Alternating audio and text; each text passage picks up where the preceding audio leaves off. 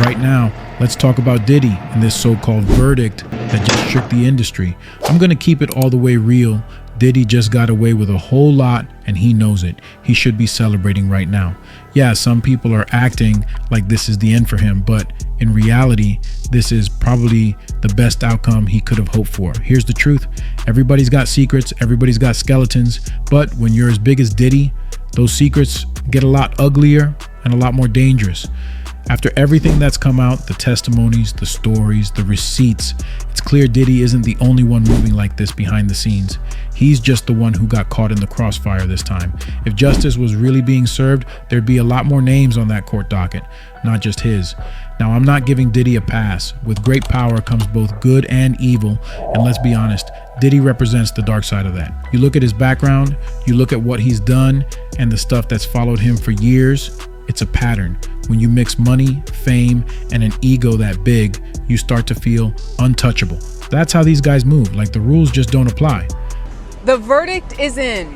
After 14 hours of deliberation, a jury of 8 men and 4 women who spent nearly 7 weeks listening to over 30 witnesses decided the fate of Sean Diddy Combs. Not guilty of racketeering, conspiracy, and sex trafficking, but guilty of 2 counts of transportation to engage in prostitution. The reality is, Combs was able to escape the most serious charges against him. He still faces 2 prostitution-related convictions that could send him to prison, but the damage to his reputation is done. But here's the real kicker. Diddy's old now. All that untouchable energy he used to have, all that spotlight and attention, it's pretty much done. Let's be real. Diddy isn't coming back to the music scene. He's not dropping another classic. He's not going to reinvent himself. He's just going to live out the rest of his days with whatever wealth and influence he's got left, maybe laying low, maybe finally realizing he's not above the consequences anymore. The industry's got a lot of dark corners, and Diddy's story just proved that most of the time, people with power slip through the cracks. Diddy is behind bars, but he is enrolled in 2 classes in jail. A class for drug abuse and one for domestic violence. Domestic violence. These are programs that are offered by the federal government in the prison system for inmates, and he is enrolled in both of these programs. He's also, we're told, in therapy separate from those 2 programs. And all of these things that he's doing, typically for one reason, to look good for the judge. Well, it's important because sentencing comes up October 3rd. And Diddy, look, everything that I know tells me that he will get between 1 and 2 years. And I think it's going to be closer to 1. Prosecution is asking for 4. That's just not going to happen for a Mann Act violation. So if that's right, look, he wants to get the lowest he can get. And I think it's going to be between that 1 and 2 range. To get the 1, I think he's got to show the judge that he is taking his misdeeds seriously. Right. And by the way, we know that even when the judge said that he was not going to let him out on bail pending sentencing, one of the things he mentioned was his violence. He knows that this is an issue for the judge. And the defense conceded it. Right. So that's something he definitely has to address, and that's what he's doing with this program. But don't get it twisted. This isn't just about Diddy. There are a lot more players out there with the same skeletons, and their time might be coming too. That's how I see it. Diddy is currently experiencing one of the biggest fall-offs in hip-hop history. In a matter of 12 months, he's gone from hip-hop mogul to being viewed as the greatest monster the genre has ever seen. However, what's becoming increasingly clear is that to pull off what he did for so long, Diddy couldn't have conceivably done it himself. Instead, he'd need to enforce silence in the form of NDAs, and most disturbingly, a whole host of individuals who were complicit, if not implicit, in what he was doing. Because as a former accomplice put it after the fact, you don't get to be Diddy unless the people around you were buttoned up. And while the feds are likely building a dossier worth of evidence regarding who exactly was involved, there's some celebs whose proximity to Puff raised some major questions, including a woman whose dealings with none other than Jeffrey Epstein had already put her under the spotlight.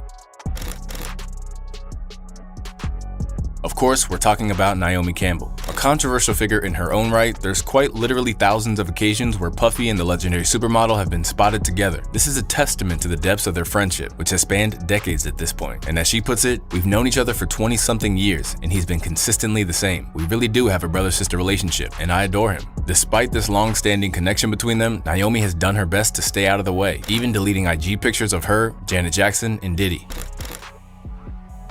Over the years, Kanye West and Diddy have had a relationship that was mainly personal as opposed to professional. Barring one feature, the duo haven't extensively worked together in the studio, but Ye has repeatedly cited him as an influence, including when he was involved in presenting the Lifetime Achievement Award to Diddy at the 2022 BET Awards, an event which, in case you were wondering, they've since wiped from their YouTube channels. I just need to meet this man. This is my favorite artist, Ye claimed. You see, I'm saying favorite artist, everything, not specifically production. Back then, there were so many rules to hip-hop, and he broke all of them. I go to him for advice to this day. He inspired so many of my choices, so many of my life choices. Similarly, Diddy has been full of praise for Ye, but somewhere along the line, rumors started to circulate that Ye got pulled into Diddy's dark world, and may have even taken part in one of his disturbing parties. However, one person who's tried emphatically to sever her ties to Diddy is none other than J-Lo. While she may not have been present at any of the recent freak-offs, she has a few skeletons in her closet too. Diddy and Jennifer Lopez first met each other on the set of a music video. Back then, she was already happily married, but that wouldn't last long once he came on the scene. Part of that divorce was Diddy's fault, said her first husband, Ojani Noah. When Sony came and paid her the millions she got, there was Puffy Combs, who was going to be one of the producers of several tracks on her first album. That's where the deception, lies, and separation started. A rising star at the time, Diddy seemingly took heed of how much the industry had invested in her, and according to Diddy's former bodyguard, he treated her completely different from any of his exes. I never seen him do Ms. Lopez like that. I never even heard him raise his voice to her. But while Diddy may have treated J-Lo well on a personal level, there were other things she seemed to be tangled up in, things she might have even helped cover up. While recording his debut album, Belize-born bad boy Signee Shine had his life turned upside down when he took the fall for a shooting of a bystander during a nightclub altercation, which many believed was actually Diddy. The consequences? A 10-year prison sentence. And right there in the middle of it all was Jennifer Lopez, who happened to be at the club that very night. She could have been called to the stand to shed light on what really went down. Instead, she took a public vow of silence. In all fairness to Lopez, it's hard to know what to do at a time like this, because for some of those who haven't spoken out, it hasn't exactly gone great. Just look at Young Miami.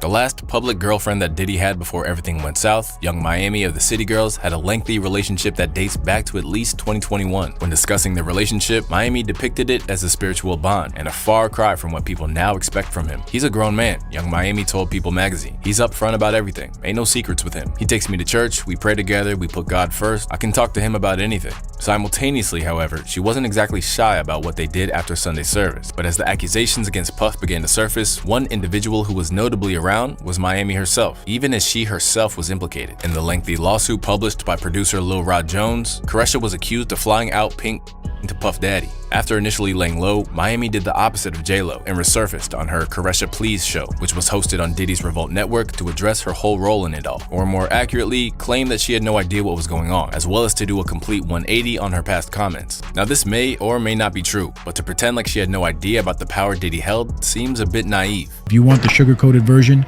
you're on the wrong channel. But if you're here for the unfiltered truth, keep it locked on What's the Word.